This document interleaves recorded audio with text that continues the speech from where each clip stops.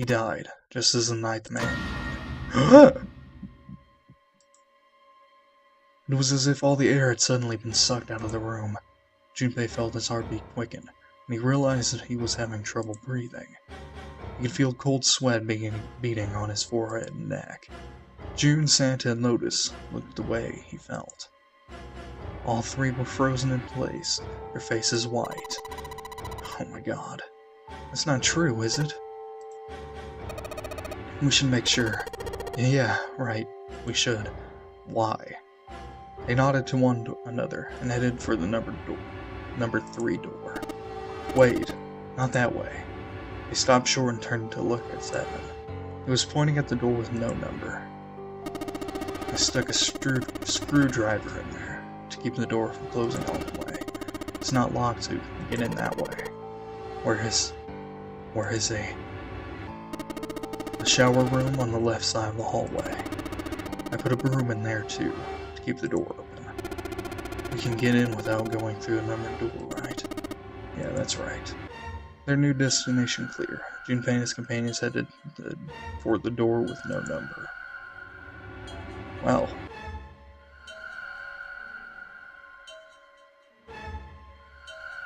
Snake was a good man. Once in the hallway, it was easy to spot the metal door on the left wall. It hadn't been open when they'd been through before. But now, just as 7 had said, there was a broom stuck between the door and the frame, keeping it open. They looked at it for a moment, then stepped inside. Smells horrible. Lotus wrinkled her nose and covered her mouth in disgust. Even Santa pinched his nose shut. Yeah, this is pretty awful. I feel like I'm gonna puke. It was just as bad as they said, perhaps worse. The hideous smell filled the air so thick they could almost taste it. It was sour and smelled of fish, feces, and burnt meat. It worked its way through Junpei's nose and down his throat to pound against the entrance to his stomach. He put his hands over his mouth and struggled to keep what little was in his stomach where it belonged. They didn't have to wonder where the body was. There was blood everywhere, a few arms, with a splatter reaching toward them as they walked in through the door. All one had to do was follow the many radial arms to their source. The body itself was hidden behind a divider. June, you should stay here. But, please, just do me a favor, okay? Alright? He didn't give her a chance to say no. He put his hand on her shoulder as if to shove her into the ground like a tent pole, turned and walked toward the end of the divider. It felt like it took an eternity for him to get there. Santa and Lotus followed, timid and nervous as a pair of children. Eventually they reached the divider. They looked at one another and nodded, slowly. Junpei put his hands on the divider and peered around the corner. For a moment he forgot to breathe. He felt his heart collapse in his chest like an empty cigarette carton, and time froze. He knew in that instant that he would take the image before him to the grave. What was left of the body sat in a sea of blood. Chunks of flesh torn from the body sat in the blood like tiny islands in a great Red Sea. A vast ragged hole had been torn in the torso, and what remained of his intestines spilled out of it like fresh spaghetti. Smaller chunks of meat had splattered against the wall and become stuck there as they dried. Globules of yellowish fat had left trails like tiny slugs as gravity pulled them down the wall, even as they dried to it. Just like Ace said, Santa's voice was strained. Junpei suspected he was holding down some vomit of his own. Just like the ninth man, the detonator in his bracelet set off the bomb in his gut. Looked as though the explosion had been quite powerful. His legs were both bent in an odd, unnatural way, and his left arm had split open, exposing the painfully white bone of his ulna. His bracelet lay next to him. It seemed to have hit the wall hard enough to have shattered the display, which lay on the ground in pieces. Half his head had simply collapsed. The blood coating almost made it look like raw pizza dough covered in tomato sauce. His clothes, too, were covered in blood. The burgundy tie, the white shirt, the jacket with the yellow piping, and the gray slacks. They were all familiar to Junpei. No mistake about that. It's Snake. Lotus's voice was naturally deep and strained, and Junpei heard it catch in her throat.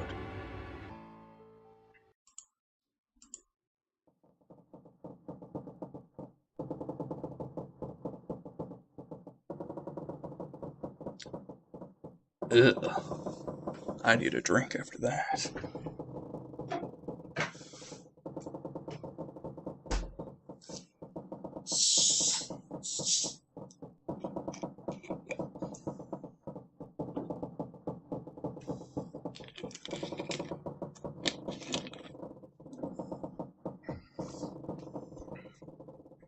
Alright.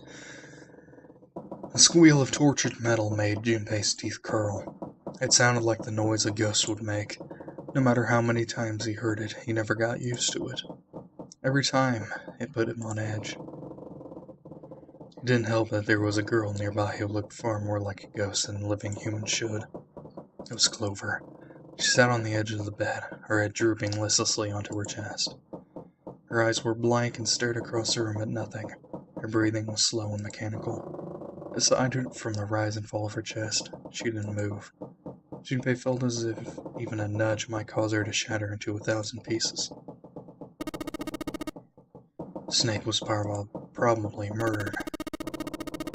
Chances are he was killed the same way the ninth man was. Seven lowered his voice, likely in an effort to keep Clover from hearing what he had to say. There were 4 other people in the room with Junpei and Seven. Ace, Santa, June, and Lotus. Seven looked at each one of them in turn and continued. It's pretty straightforward. Not that hard to figure out how they did it. First, the killers got Snake to authenticate on the red to open door 3. Then they shoved him into it alone, and waited 9 seconds for the door to shut. Once that door shut, it was over for Snake, but he didn't give up. Probably knew it wouldn't do him any good, but he probably ran into the shower room, looking for the dead. It was a small chance, but it wasn't like he had anything to lose. Unfortunately, it didn't work. The detonators only deactivated if everybody who authenticated when they went in uses the dead, and then 81 seconds after he was shoved in. That happened. I see. So that's what you meant by killers, huh? We need at least 3 people to open one of the numbered doors, including Snake. We wouldn't open for Snake in a single killer. Exactly. That means we're looking at multiple perps here. Junpei crossed his arms and grunted. All just in case, I want to make sure. Let's say you're right. What do you think the Snake was killed? When we all split up to look for parts for the Reds, I think. Right after that was when we noticed he was gone. And that means none of us had alibis. We were all off searching the rooms we'd been assigned, looking for those parts. Yeah, that means anybody could be a killer. Wait a minute. What are you talking about? June seemed shocked. How can you say one of us is a killer so casually? Well, not just one of us. If I'm right, then at least 2 of us are murderers. Why don't you calm down a bit, Seven? What are you going to gain by being so suspicious? It's what Zero wants, you know. What Zero wants? Exactly. This game was set up by Zero, wasn't it? Any game has a winner and a loser. Whoever makes it through door 9 is a winner, and those who don't are the losers. Zero is trying to make us fight against one another for that victory. And you're saying that Zero is trying to split us up by making us fight each other? Yes. That's why we can't let ourselves fall prey to suspicion. We have to trust one another and form a strong bond of friendship. Otherwise, we'll end up ensnared by Zero's manipulations. Then, does that mean that the person who killed Snake? Yes, almost certainly was Zero himself. If there's anyone we should doubt, it should be Zero. He masterminded the game and kidnapped all of us. Doesn't it seem reasonable that he would have killed Snake as well? Junpei hadn't really considered that. If Zero had killed Snake, then Zero was on the ship with him. Was Zero still on the ship with him?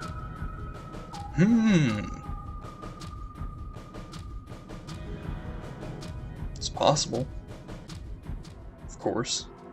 Anything is possible with this situation. Of course he was. It was obvious. Zero was somewhere on the ship, but Junpei had no idea where. Junpei mumbled to himself, lost in thought. Where could Zero be hiding? Suddenly everyone went very quiet. The silence was cold and clammy, and Junpei could feel it crawling across his back and around his throat. Again he heard the ghosting moaning noise, and moments later a person who looked more ghost than human appeared. Hi. It was Clover. She looked to the floor as she spoke, and her voice was a cold monotone. I think Zero is one of us. Every human body in the room froze. The only sound was the muffled rustling of breath. I snorted from face to face. One of those faces was the face of their jailer. But who? Junpei said. Well, like I said, anything's possible with this situation. Well, that's possible. Like Clover said, Zero might be one of us. What are you saying, Junpei? Didn't you hear what Ace said? Exactly. I said we shouldn't suspect one another for no reason. No reason? I've got a great reason. And what's that? The bracelets. He held out his left arm. Why are the bombs in our bodies connected to the bracelets? They're all thinking Zero's hiding somewhere, watching this, right? If he's doing that, then he could just detonate the bombs by remote control if someone did something they weren't supposed to do. It'd be a lot more precise and a lot easier. But if that's the case, then why is the bomb set off by the detonator in the bracelet? You got a point. I'm not done. Try applying the same ideas to another game. All the puzzles here run all by themselves. In other words, Zero doesn't have to be controlling them for the game to move forward. Why's that? Why would Zero bother to do something like that? Junpei let the question hang in the air and looked at the others. It was Santa who answered. So let's say you and Clover are right. Zero's one of us. If that's the case, then it'd be really hard for him to keep track of all of us, or control anything remotely. That's why all the puzzles run by themselves. That's why what you're getting at, right? Yeah. Junpei nodded. 7, when we were talking earlier. You said any one of us could be Snake's killer, right? Something like that. Alright then, I got a question for you, Ace. You said something like Zero must be the one who killed Snake, right? Yeah, something like that. I can't think of any other explanation. So what do we get if we combine those? They fit together pretty well, I think. Something like this. Whoever killed Snake equals Zero, equals one of us. 7 and Ace's theories aren't mutually exclusive.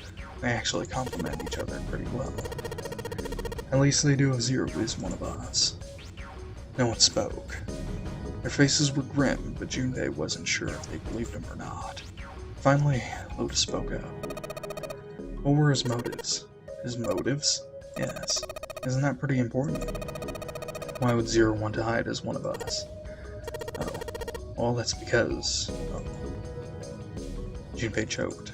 He hadn't thought of that, and he had to be honest with himself. He had no idea. I don't know. Lotus sighed. Well, so much for making a persuasive argument, Junpei. In other words, you had only circumstantial evidence. I don't really think that's enough to go on, you know? Junpei was painfully aware of their eyes on him, and their disapproval. He tried to find something else, anything else, to look at, just when he felt he could bear it no longer.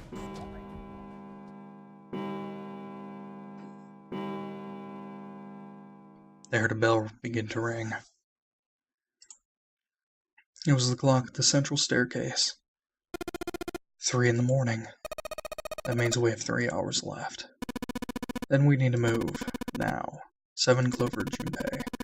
I know how you feel, but you do understand that, right now, it's important that we trust one another, don't you? Junpei couldn't bring himself to respond. He swallowed the words he wanted to say and sighed. 7 and Clover remained similarly, that's a difficult word, silent. Their eyes were looking at something, somewhere else, very far away. We must go. We have very little time left. Ace's words put their feet to moving. They all knew where they were going. Their next destination was Mercury. It sat bolted to the wall near the stairs that led to the casino and the kitchen between the two elevators. The Mercury card reader. Junpei stood in front of it with the Mercury card key. Keycard, card key, same thing.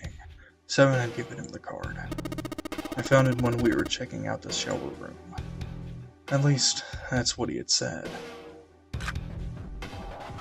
Junpei slid the card through the reader. The light on the reader turned green and made a tiny electronic noise. Now they were ready. Junpei and June had been chosen as the investigators, the reasoning being that they had been to EDEC before, and no one else had.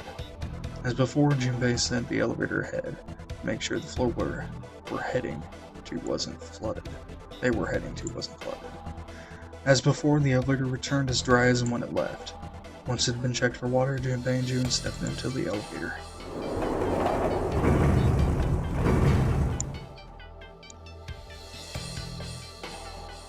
Oh. There were only two floor buttons they could push, the C and the bottom buttons. The rest were destroyed or did nothing when pushed. Junpei hit the bottom button. The door closed. They began to move downward. Slowly.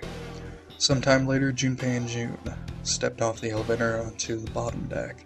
They stepped off and saw that the hallway to the right ended somewhere between 20 and 25 feet from them. The hallway in front of them was a dead end, but not a regular dead end. This is a numbered door. This is the 8th one we found. There were two numbered doors on B deck, near the central staircase. There were doors 4 and 5. There were 3 more numbered doors in the large hospital room. Doors 3, 7, and 8. Junpei and June had found another door on E deck, and Lotus and Santa had found a 7th on A deck. There was a 6 on the door on E deck, and a 1 on the door on A deck. 4, 5, 3, 7, 8, 6, 1. And now door 2 stood in front of Junpei. There was only one thing it meant. Do you think the next door we find? Yeah, I think so. The next one's gonna be door 9. Despite himself, Junpei felt excited. There was something about that excitement that frightened him as well. He did his best to put it from his mind, and headed back to C deck with June.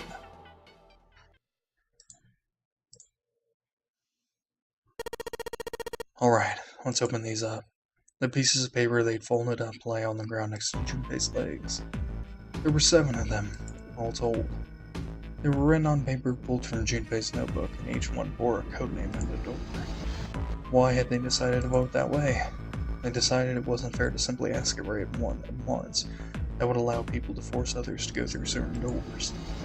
Well, that wasn't the only reason. Junpei had proposed the voting system, and he had a plan. It wasn't a plan he wanted anyone catching wind of, however. So he did his best to act calm as he began to open them and to read the pieces of paper. The first one read, Ace requests door 1. Yes, I do. Would you like me to explain why? No, we don't have time for that. I'm sorry. Let's keep going.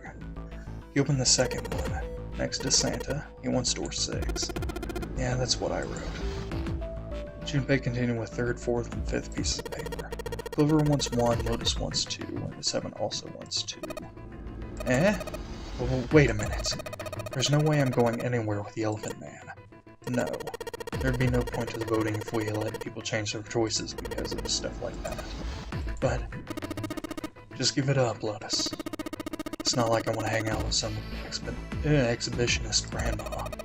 I'm not an exhibitionist. I'm wearing clothes. Barely. You don't deny the grandma stuff. So, last I checked, that's not a crime.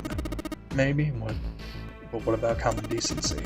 Nobody wants to have to look at a chick who looks like a half-naked raisin. Herrrr. I'm going to kill you.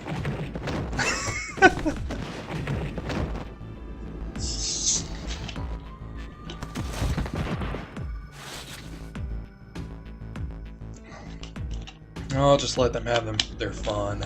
Ace, come on, don't be a party pooper.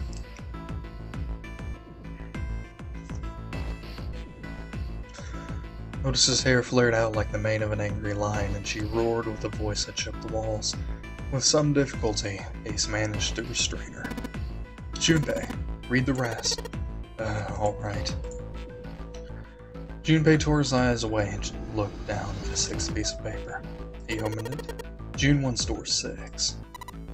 Yes, I don't really have a reason, I just felt like it. All the papers save Junpei's had been read.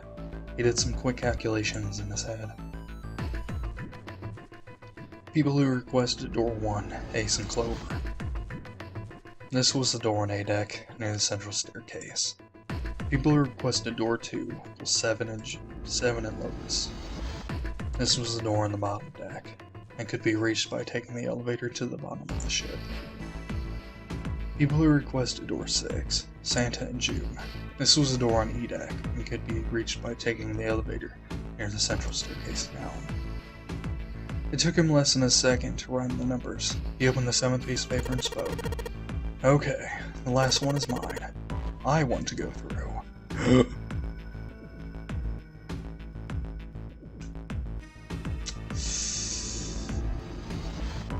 Huh.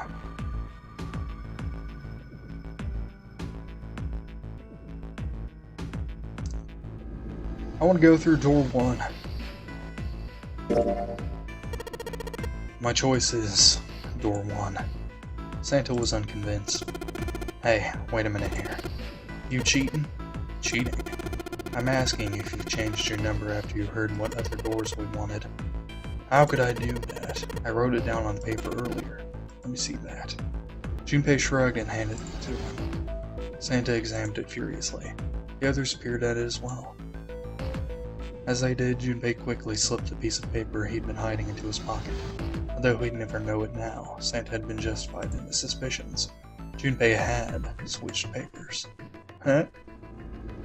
He had prepared 3 pieces of paper for doors 1, 2, and 6, and put the paper with door 6 on it into the pot. He put a small mark on it, so that he would know which one was his. He put the paper that said door 1 in his left hand and the paper that read door 2 in his right. When the drawing began, he saw it to it that he would draw last. The rest was easy. If he wanted to go into door 1, he'd use his left hand and his right hand if he wanted door 2. Of course, if he wanted door 6, that would be simple. All he needed to do was switch nothing and say 6 had been what he wanted all along. Well, what does it say? He fought the urge to smirk. He got lucky. Santa snorted and tossed the paper aside, frustrated. Very well, we've decided who will go through door 1. It'll be Clover and Junpei and myself. 1 plus 4 plus 5 equals 10, 1 plus 0 equals 1. Our only problem is the 2 remaining teams. June and I want door 6. Lotus and I want door 2.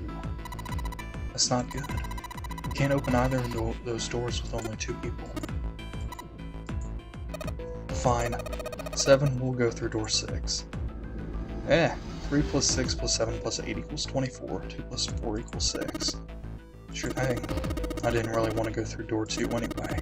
Besides, if we've got a younger girl with us, it'll lower the average age. Right, June? Well, June was at a loss for words. Lotus was not. That pig. You just wait and see.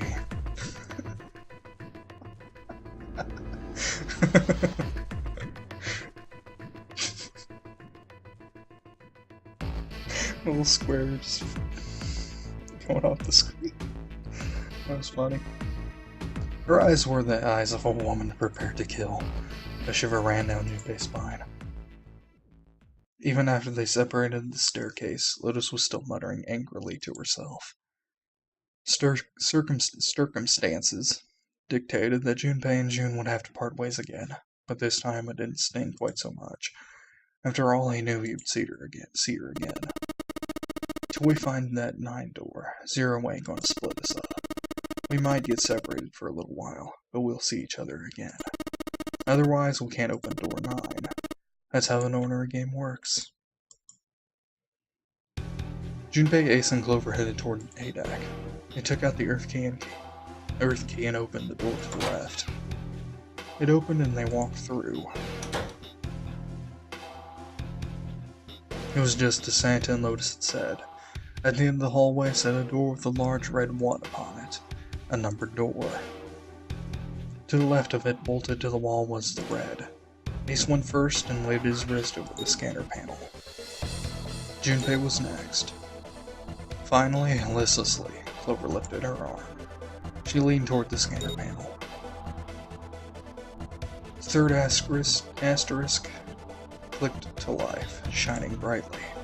Ace took hold of the lever. He took a deep breath and turned to Junpei and Clover. "Are you ready? Shall I pull it?" "Yeah, anytime." Clover said nothing. She nodded, with more than a lethargic twitch of the head. "Very well then, let's go. 3, 2, 1.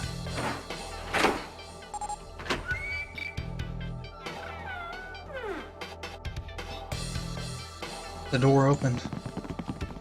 They stumbled into the room. Frantically, Junpei scanned the room.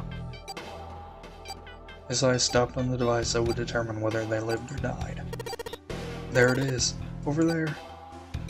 Next to the door they'd come through was the dead. As one, they ran to it. They put their hands over it as they were fighting for it.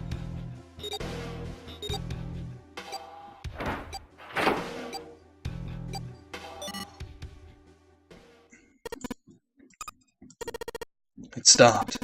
Yes, it did. Junpei could feel his heart pounding against the inside of his ribs. Ace and Clover were breathing hard and fast. It was the third time they'd been through the process, but they had yet to grow accustomed to it. Not that Junpei wanted to. He planned to finish the game before he got a chance to let imminent death become commonplace. Junpei looked around again, this time more slowly. There was another door, different from the one they had entered through. He took hold of the knob and easily, gently pulled it open. So, this is the wheelhouse. He closed the door again and turned to Ace and Clover. He fixed each in turn with a meaningful stare and then spoke. "Ace, you investigate the wheelhouse next door." "Very well. Clover, you're in charge of this room." "Say something." "Okay, I will." "Alright then, let's get started."